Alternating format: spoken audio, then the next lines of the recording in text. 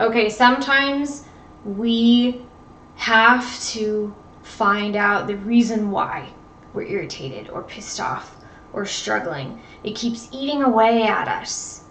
There's times when we need to heal and we can move on without knowing reasons why, without knowing the past or the deep core things that are bothering us. But sometimes we do. Sometimes we have to acknowledge that energy. Sometimes spirit or our body or a memory needs to be acknowledged, or we need to learn something about a cycle we have or an issue that we face that keeps triggering us or keeps coming up. And there's a simple process about how you can do this. It's called the 5 whys. I actually learned this when I worked in the corporate world, and we would figure out processes and ways to make things streamlined and simpler, and I started using it with my spiritual practice and with overcoming things and trying to learn more about myself. And it actually is a really simple tool I'm going to share with you today, because the real reason you're upset or angry or triggered is not the reason you think it is. And I'm going to show you why. This process is going to help you discover the deep core reasons of why you feel the way you do, why you're doing what you're doing, why you're thinking or repeating something, or just plain why. And there's several layers that we can dig down through that comes with it. But before I explain the whole process, let me tell you a story. When I have 4 children, and after my first 3 were born, I had them in my 20s.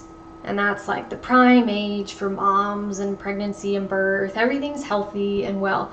But once you get into your 30s, 35 and over, if you've done your research, that is when there's more risks. That's when chances of Down syndrome or problems during pregnancy and how your baby develops, it increases at 35, mid-30s and up. And so I was 35 when I got pregnant with my 4th son, and I started to, oh my word, I was technically considered an old, high-risk mother. Not high risk as in I had a history of problems. I didn't have a history of problems, but high risk as in, oh, you are a senior pregnant mother.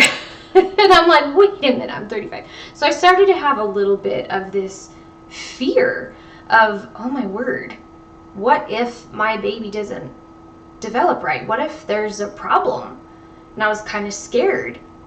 And I was nervous, and I was looking at the odds, and I was like, okay, I need to kind of dig down as to why I feel this way and learn what I need to, so that I can just kind of release, let this go, and move past it. So I did the 5 whys exercise I'm going to teach you today. And my reasons for why I was scared with having this baby was, I thought my reasons that came up were because I thought it would mean a life of greater difficulty for me, greater difficulty for my baby, because he would have issues or problems, and I would have to learn how to take care of them, and we'd have to overcome a whole bunch of new struggles. I dug a little deeper, and that bothered me because I thought, well, it's going to cause greater pain for me as a mother to watch my child move through this, and greater pain for me in not knowing how to help. I can't fix it, and simply because of how old I was. And I dug a little deeper, and I discovered, well, this bothers me because I straight up selfishly didn't want that for my baby. I didn't want that for me. I didn't want that struggle. I didn't want that for my son. And why is it so bad to want a perfectly healthy child no matter how old I am? Like, what's the matter with that? I dug a little deeper, kept going, and I realized, okay, the reason why I feel that way still is because I know that God can bless me and my son beyond ability. You know, you hear these stories of women in their 40s that have beautifully healthy children, no problem, no risk, and I certainly never want to have a child in my 40s. But I thought, I'm still young, I'm still healthy. Why can't why can't God just ensure that this works out for me? And I kept digging a little deeper, and I realized why even more was because I wanted to be good enough to receive that blessing of a healthy baby. I wanted to be good enough so that strain would not land on my family. And almost always, as you go through this process, you're going to dig down 5 to 7 layers deep. I'll walk you through it in just a moment. Most often you will come to the bottom and you will learn the core reason why you have this angst or this struggle is because you have this fear of not being enough. Let me show you how this is done. Here's what you're going to do. I want you to get out a fresh sheet of paper, pen. I've got a scattering of papers here so that you know what paper and pen looks like. And I want you just to write the problem at the top.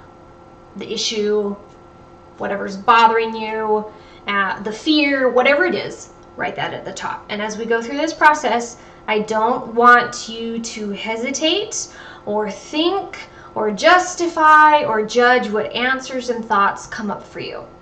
As we move through this question process, the 5 whys, I want you to write down the very first thing that comes to mind. First initial thought. Don't judge it. Don't question it. It's not right or wrong, it just is. And I want you to write down exactly the first thing that comes to mind. Okay, so you've written your fear or the issue at the top of your paper. First question, ask yourself, why does this bother me? Why do I have this problem? Why does this keep getting in my way? Why is it a problem? Okay, write down the very first thing, the very first answer that came to you. That's number 1. Pause this if you need to. Now you're going to do this again. Write a number 2. And that reason that you wrote down at number 1, I want you to look at that and say, okay, why does this bother me? Why does this thing matter? Why does it matter? Why do I not want it? And then I want you to write that response to your question of why on line number 2. Number 3, you're going to do the same thing again. You're going to look at reason number 2, and you're going to ask yourself, why does this bother me? Why do I not want this? And then you're going to dig a little deeper and write down that first response, number 3, on line number 3. You're going to repeat this process at least 5 times. That's why it's called the 5 whys. You have to dig down at least 5 layers deep. 5 to 7 is usually how far you need to go. And you're going to know, as soon as you get to the bottom, you're going to know the energy will shift as you have this new awareness of the deep core reason why something is bothering you, or why this thing, this issue is a problem in your life. Now, take a deep breath. You're okay. You're okay. As you go through this process, you're going to see that this deep core reason legitimately is not true. Legitimately does not matter. If you have a hard time believing that, I want you to look back on your life, think with your core reason, your core deep why, underneath, ask yourself, okay, where in my life is this not true? And Spirit's going to answer. Your intuition is going to answer that question for you. It's going to show you proof where that deep core reason why something is a problem, evidence that it's not true. You've simply built a deep layer over something to protect yourself. And that's okay. Now that you've uncovered this, now that you see it's the source of the cycle, it is not you. It is not part of you. It is simply something that you've picked up along the way, because you can look at it. If you can look at it and see it, you've set yourself apart from it, and you can recognize it as, oh, this actually isn't what I thought. And the greater need, if you feel a deeper need to heal this core reason why, if you need to work on it more, move on to your next step of healing that. Move on to taking care of it more through your shadow work or your therapy or your spiritual practice, meditation, whatever works for you. But if you find that core reason, your deep why, is like laughable and funny and ridiculous, that's great. It's not a problem. You can move on to the next steps of moving on with your life. If you realize that when someone else triggers you, or someone else has a problem with you, or they blame you of something, and they project onto you, remember the 5 whys. Remember this deep reason why that they're angry with you has nothing to do with you. Because if they went through this practice too, digging down deep into their own layers, they would find their core reason why they're upset with you or have a problem with you has nothing to do with you at all. And it's something they just picked up along the way. And when we start to realize this and cast awareness on it, it helps ease our relationships. It helps ease our connection with ourself. And that knowledge helps us take a more empowered step forward to create change, to do better, to take different actions, and to do something because you truly know these harmful reasons why aren't true, and the core values you have of better reasons why you're going to act or you're going to do whatever you follow your desires in your life are based on stronger foundations that are legitimate. Let me know if you have any questions with this. I'll talk to you and see you next time.